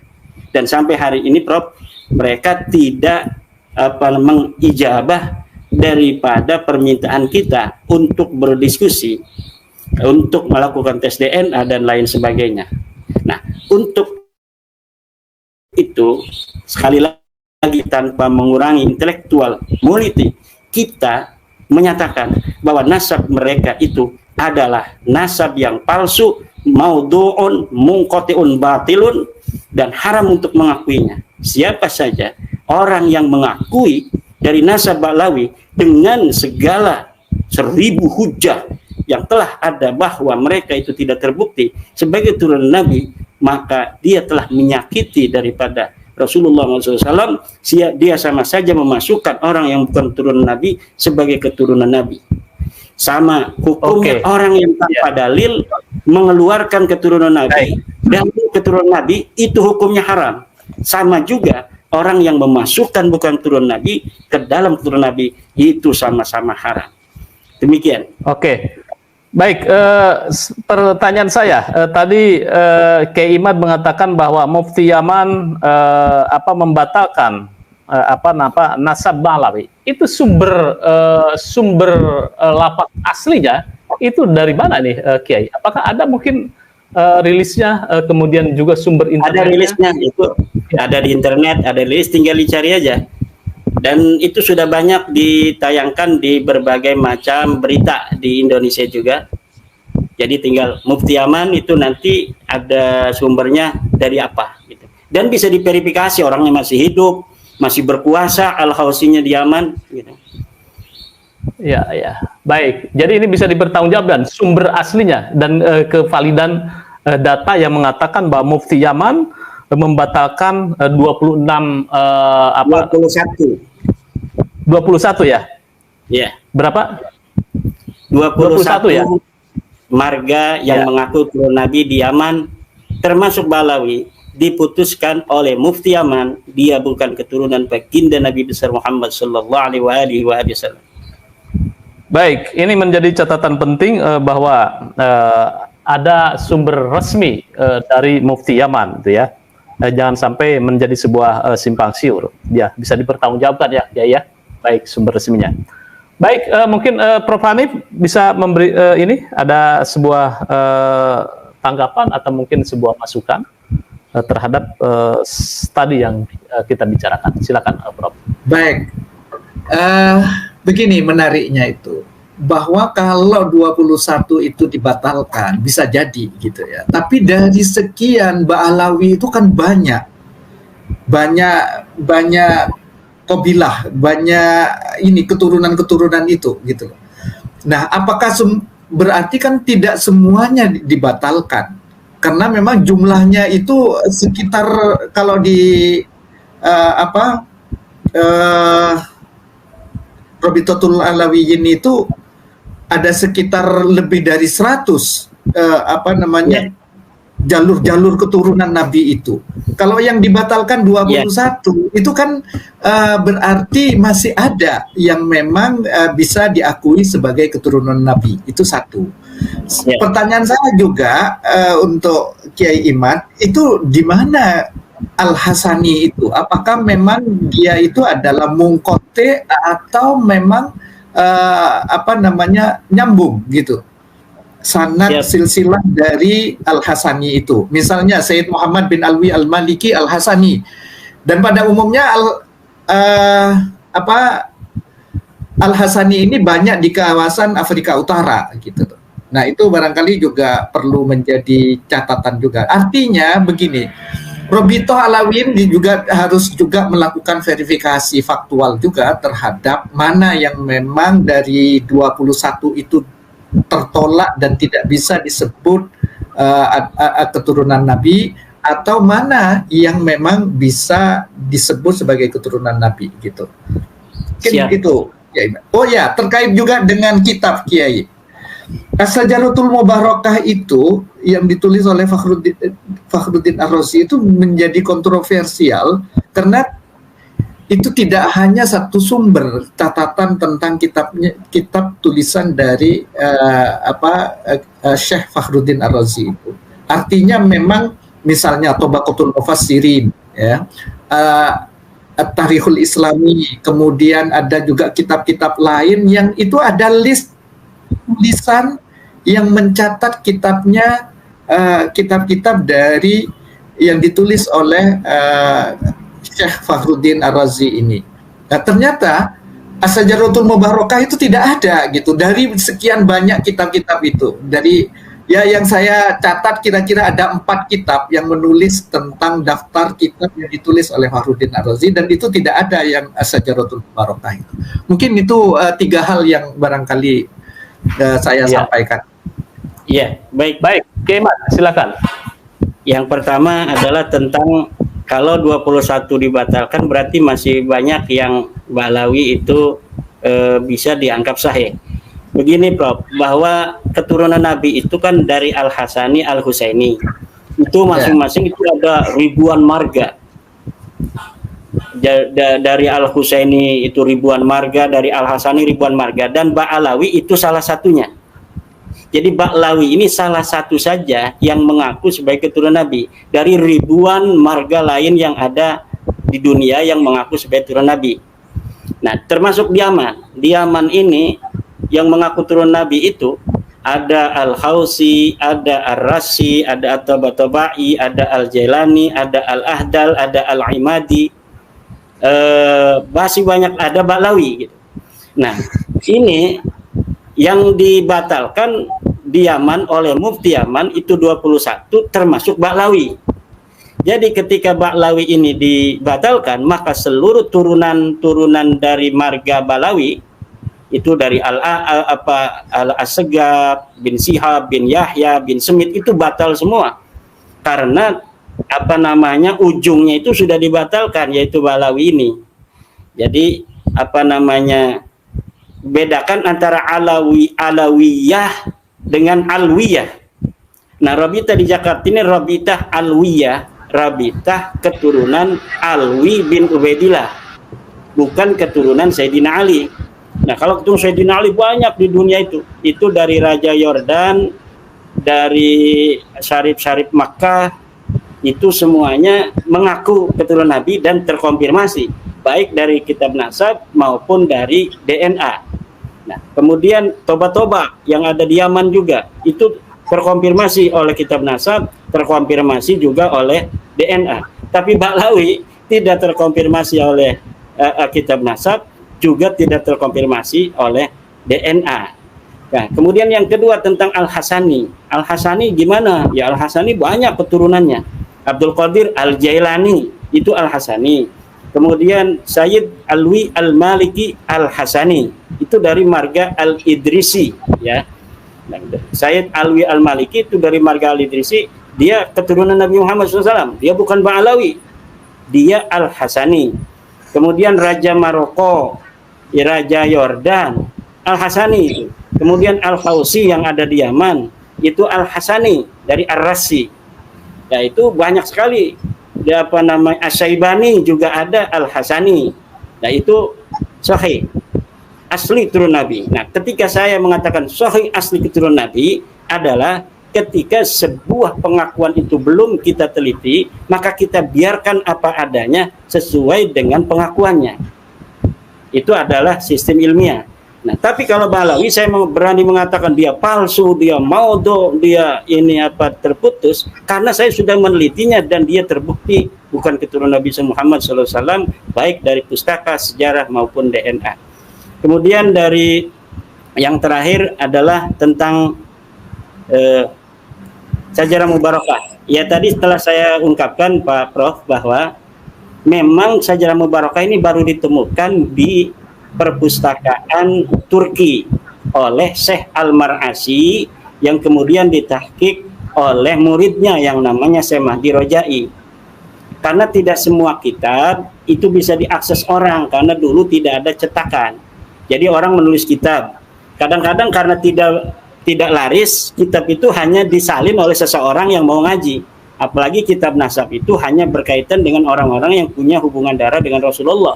Kebanyakan yang mempunyai perhatian ke kitab nasab hanya orang yang mengaku dirinya itu Rasulullah untuk memverifikasi nasabnya atau untuk menjaga nasabnya. Akhirnya kitab ini tidak laris dibaca oleh orang, tidak ada yang nyalin lagi. kemudian ditaruh pada abad 9 itu di sebuah perpustakaan, dan baru ditemukan abad ke-15. Nah, setelah ditemukan ditahqiq oleh Syekh Mahdi Ar-Raja'i. Nah, maka sangat wajar kalau banyak di kitab tarajim, banyak di kitab-kitab sirah, ketika menyebutkan Imam Fakhrul Razi tidak disebutkan dia punya kitab namanya Asy-Syajarah Mubarakah. Tetapi mengenai bahwa beliau ini seorang nasabah, itu disebut oleh para ulama bahwa dia mempunyai kitab nasab gitu. Di dalam tarajim itu begitu. Bahkan ada kitab tentang para ahli nasab namanya Tabaqatun Nasabin, itu menulis seorang Imam Fakhrul Razi memiliki kitab nasab. Nah, kemudian apa yang telah dicatat oleh penyalinnya di dalam kitab itu sendiri yang mengatakan bahwa saya menyalin ini berdasarkan salinan asli dari penulisnya Imam Fakhruddin Ar-Razi. Ini adalah sebuah data fakta ilmiah yang harus dihargai sebelum ada data lain yang menyanggahnya. Dan sampai saat ini orang-orang yang meragukan Asy-Syajarah Mubarakah sebagai karangan Imam Fakhruddin Ar-Razi itu tidak memiliki data apapun untuk membacanya, kecuali mereka mengatakan bahwa ini tidak dicatat dalam kitab-kitab tarajim yang menerangkan tentang Imam Fakhruddin Ar-Razi. Demikian, mohon maaf, Rob. Ya, baik, Kiai Imad. Kenapa ini pertanyaan yang sama juga gitu kan? Kenapa Kiai begitu sangat yakin bahwa Syajarah Mubarakah itu ditulis oleh Imam Fakhrul Razi, sementara kan ditemukannya baru kemarin abad 15? Ya, dalam teori ilmiah itu suatu proposisi, sebuah kesimpulan itu kita biarkan demikian kecuali ada yang membantahnya. Kitab yang ditemukan itu salinannya itu jelas menyebutkan pengarangnya. Pengarangnya Imam Fakhruddin Ar-Razi. Tahunnya tahun sekian dikarangnya, bahkan disebutkan 597 Hijriah ditulis. Kemudian penyalin kedua ini mencatat bahwa saya menyalinnya dari kitabnya yang asli dan saya menyelesaikan salinan ini pada tahun 800 sekian. Itu ada. Maka proposisi yang ada di dalam sebuah manuskrip yang baru kita temukan itu harus dibiarkan demikian sampai ada yang membantahnya. Itu teori dalam metodologi isbatul haq, mencari kebenaran. Jadi kebenaran itu kita biarkan sebagaimana adanya kecuali ada yang membantahnya, dan tidak ada yang bisa membantah Syajarah Mubarakah karya dari Pak Imam Fakhruddin Ar-Razi. Dan seluruh ahli nasab hari ini ketika mereka mengarang kitab nasab itu menggunakan Syajarah Mubarakah dan disebutkan Al-Fakhrul Razi. Demikian, mungkin sudah 10:30 ini. Oh iya, oke. Ya, mungkin sebagai catatan bahwa Said Mahdi Ar-Razi adalah mentahqiq kitab Syajarah Mubarakah, tetapi di sisi lain Syajarah Mubarakah mengatakan bahwa Ahmad bin Isa tidak memiliki Ubaidillah, tetapi di sisi lain Said Mahdi Ar-Razi mengatakan bahwa Ubaidillah adalah anaknya dari Ahmad bin Isa. Ini sebuah fakta yang kontradiktif, Prof. Hanif, menurut saya ya. Apakah memang Said Mahdi Ar-Razi ini tidak memiliki konsistensi atau seperti apa gitu kan, sehingga memberikan kepada sahihannya, atau mungkin ada pertimbangan yang lain? Baik, mungkin sebagai closing statement silakan Prof. Hanif memberikan sebuah statement. Ya. Silakan, Prof. Baik, mungkin kami ingin melihatnya dari segi metodologi, bahwa memang kita perlu memperkuat metodologi verifikasi itu, gitu. Verifikasi faktual di lapangan, ya, fil kaun dalam bahasanya Ibnu Taimiyah itu. Nah, karena yang ada selama ini memang masih logika dan argumentasi itu masih lam nastafid min bahsina tula umrina siwa anjama'na fihi qila wa qalu, gitu. Nah, terkait dengan sejarah, ya, saya kok lebih prefer untuk apa yang disodorkan oleh Imam Syafi'i, oleh Ibnu Taimiyah, oleh Ibnu Khaldun misalnya, terkait dengan bahwa sejarah itu harus dengan bukti gitu, dengan fakta gitu. Dengan bahwa sejarah itu bukan cerita, bukan legenda, bukan mitos, bukan cerita mitos, cerita legenda dan lain sebagainya gitu. Oleh karena itu, level apapun yang kepengen untuk meyakinkan terkait dengan ansab, terkait dengan kutipan kitab-kitab, terkait dengan pendapat-pendapat kitab gitu ya, itu sebaiknya memang perlu diverifikasi gitu, diverifikasi faktual di lapangan.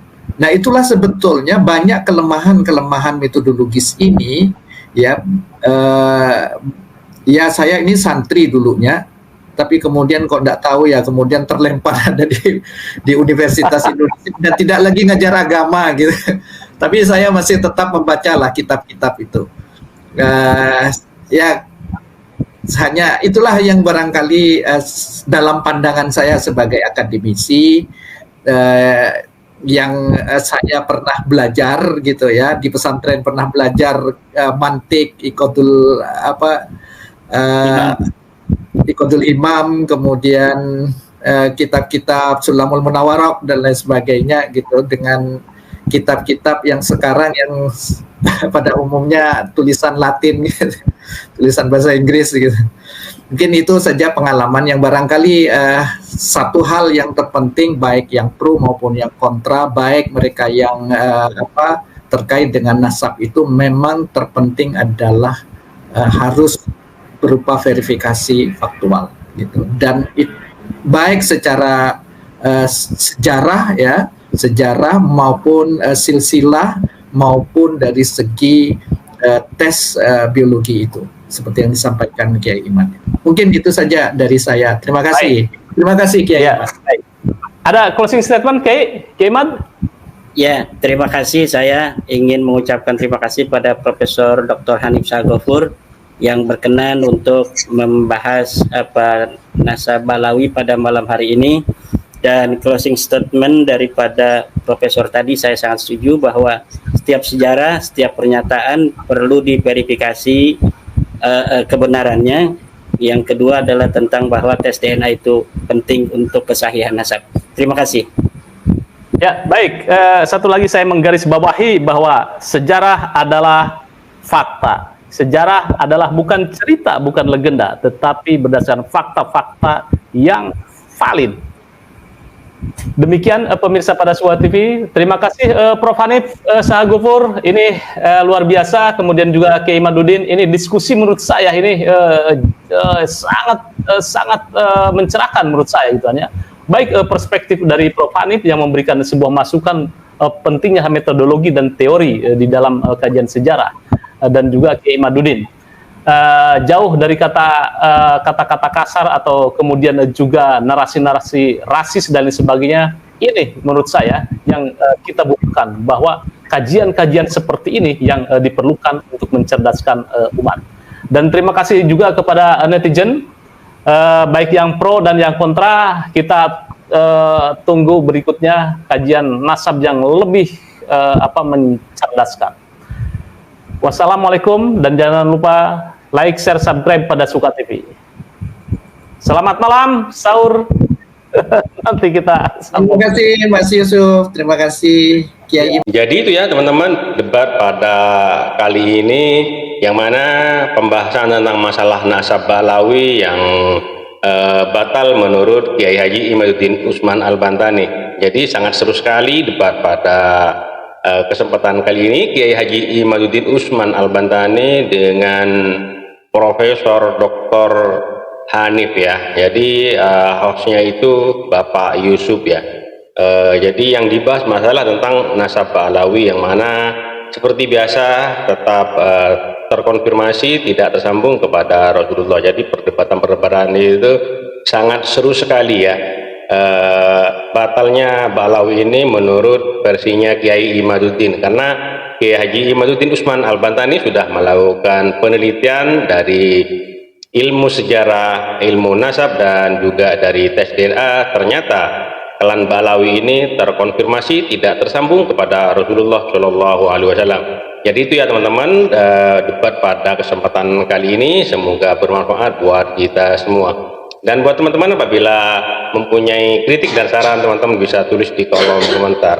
Terima kasih buat semuanya. Sampai jumpa di video selanjutnya. Billahi taufiq wal hidayah. Wassalamualaikum warahmatullahi wabarakatuh.